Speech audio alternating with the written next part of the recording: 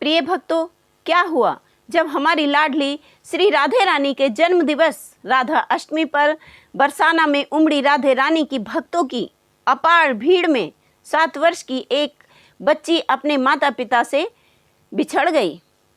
पुरानी दिल्ली में रहने वाली देविका और उसके पति वैभव गुप्ता को जब शादी के कई वर्षों बाद भी संतान की सुख की प्राप्ति ना हुई, तब उन्होंने उदास मन से भगवान श्री कृष्ण की बाल गोपाल लड्डू गोपाल के रूप में सेवा प्रारंभ कर दी। परिवार में कोई और था नहीं। वैभव काम पर चला जाता और देविका घर पर अकेली रह जाती। ना कोई बोलने वाला, ना कोई दुख दर्द पूछने वाला। तभी उसकी सहेली प्रियंका ने उसे एक बाल रूप भगवान श्री कृष्ण का विग्रह देते हुए कहा, ले इनकी सेवा कर ले, तेरी किस्मत खुल जाएगी। और वह लग गई भगवान की सेवा में। कुछ ही साल बीते थे कि उसने एक सुंदर कन्या को जन्म दिया।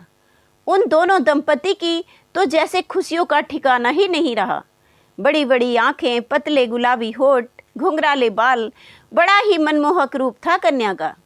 एक दिन उसकी सहेली प्रियंका उससे मिलने आई तो नन्ही सी बिटिया को देविका की गोद में देखा तो बोली, देखा श्री कृष्ण का, राधा रानी का, उनकी महिमा न्यारी है।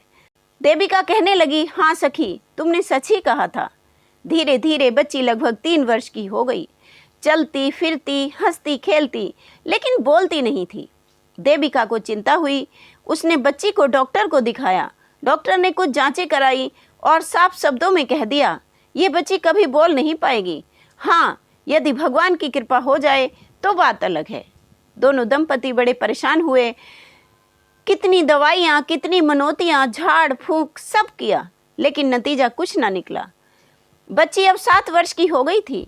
मोहल्ले के एक पंडित जी ने आकर एक दिन कहा, वृंदावन जाएंगे, तुम भी चलो। राधा अष्टमी पर वैभव गुप्ता ने कहा, जाना तो चाहते हैं हम लोग भी, लेकिन सुना है बरसाना में बड़ी भीड़ होती है।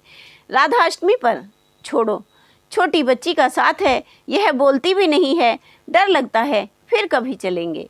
लेकिन पंडित जी ने कहा, अरे राधा रानी पर विश्वास रखोगे तो सब ठीक हो जाएगा, चलो कुछ परेशानी नहीं होगी, और वैसे भी हम लोग तो तुम्हारे साथ ही रहेंगे। ये सब चुपचाप सुन रही देविका ने कहा, पंडित जी हम जरूर चलेंगे। वैभव चलो ना, शायद वहाँ हमारी बेटी को कुछ लाभ हो जाए। और उसने बिना वैभव के बोलने का मौका दिए 2 टिकट रिजर्व करा दिए। पंडित जी से कहा, वृंदावन जाने को हम चलेंगे, तुम भी हमारी 2 सीटें रख देना।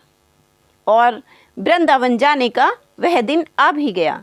वे लोग सप्तमी को चले थे और पूरी रात्रि के बाद राधा अष्टमी की सुबह 5 बजे बरसाना पहुंच गए।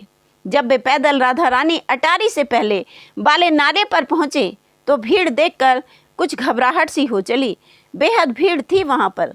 वैभव ने बच्ची को कंधे पर बिठा लिया और देविका ने वैभव का हाथ पकड़ लिया। चल पड़े राधा अटारी की ओर, मन में भारी उत्साह और श्रद्धा लिए। लेकिन एक जगह अचानक भीड़ का धक्का लगा, वैभव का बैलेंस बिगड़ा और बच्ची छिटक कर दूर जा गिरी। बच्ची को तलाशने के चक्कर में ये दंपति आपस में भी बिछड़ गए। भीड़ इतनी थी कि कोई किसी को तलाश नहीं पा रहा था। बस भीड़ के रेले के साथ आगे ही बढ़ते जाना था। दोनों अपनी अपनी जगह बस राधे रानी से प्रार्थना करते जा रहे थे, हे राधे रानी, अब हमको कैसे मिलाओगी? बच्ची तो बोलती भी नहीं है, कुछ भी नहीं बता पाएगी। इसी तरह चलते चलते राधे रानी की मूर्ति के सामने वे लोग जा पहुँचे। देविका आंखों में आंसू लिए झोली फैलाए अपने परिवार को मिलाने की गुहार कर रही थी। पति भी अलग हो चुके थे, बेटी भी शायद उनके साथ ही थी। देविका को कुछ पता नहीं था कि बेटी भी हमसे बिछड़ चुकी है। बस तभी पुजारी जी ने एक माला फेंकी, जिसको एक ओर से देविका ने पकड़ लिया, और जब उसने दूसरी ओर नज़र घुमाकर देखा तो वही माला दूसरी ओर से उसके पति वैभव ने पकड़ रखी थी। देविका की आंखों में खुशी के आंसू बह निकले। वह राधा रानी को शुक्रिया कहने लगी हाथ जोड़कर।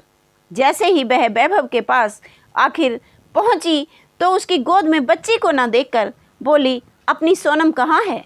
वैभव ने सारी बात बताई और उदास होकर बोला, तुम चिंता ना करो, हम राधे रानी के दरबार में हैं, वे हमें बिछड़ने नहीं देंगी। सोनम कहीं ना कहीं अवश्य ही मिल जाएगी। तभी पुजारी जी ने उसकी गोद में जो आंचल उसने अब तक फैला रखा था, कुछ मेवे और एक सुंदर सा खिलौना फेंक दिया। वह ये प्रसाद पाकर मन ही मन कहने लगी, बस महारानी, मेरी बेटी को और मिला दो। वे वहाँ से निकल चले। चलते चलते जब भीड़ कुछ कम हुई तो उन्होंने वहाँ के आने जाने वाले सारे भक्तों से कहना शुरू किया और अपनी बेटी का फोटो मोबाइल से दिखाना शुरू किया।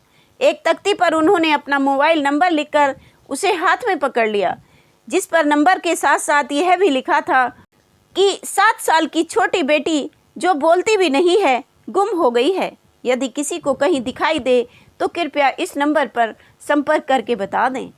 यह बात धीरे धीरे पूरे बरसाना वृंदावन तक फैल गई।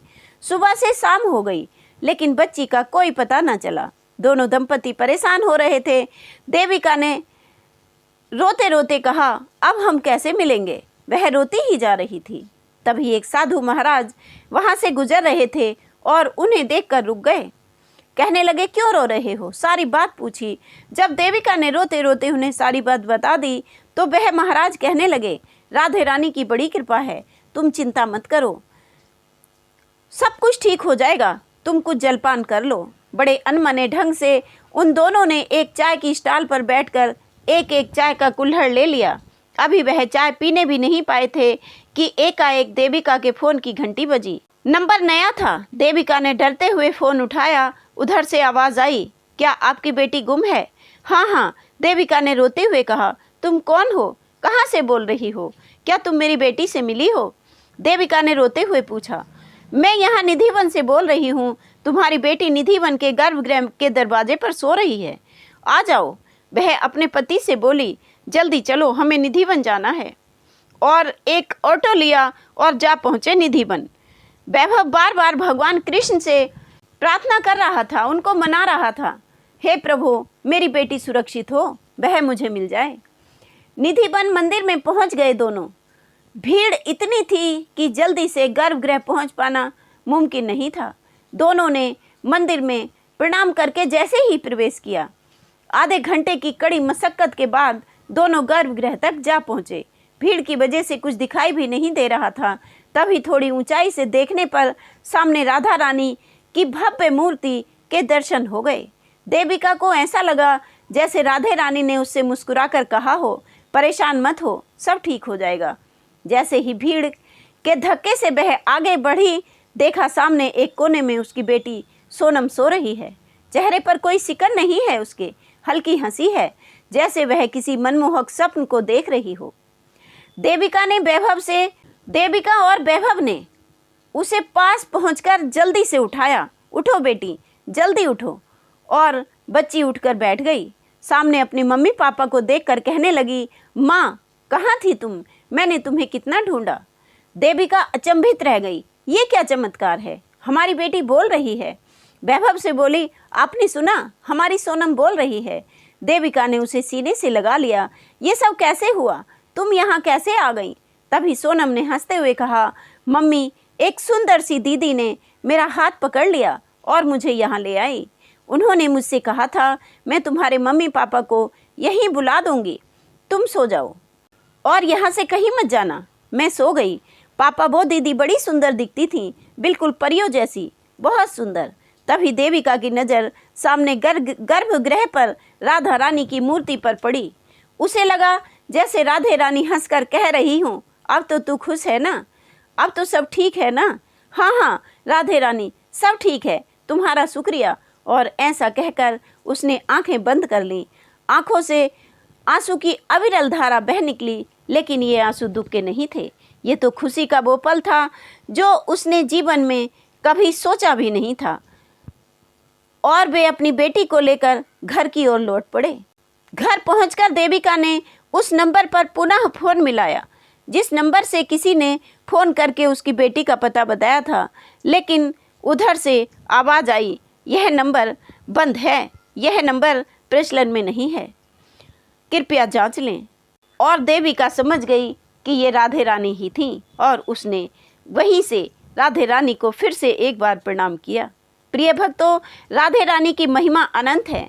यदि आप भी राधे रानी के सच्चे भक्त हैं तो वीडियो को लाइक सब्सक्राइब किए बिना ना जाएं और राधा अष्टमी पर वृंदावन कौन कौन गया है कमेंट करके बताएं। राधे राधे, जय जय श्री राधे।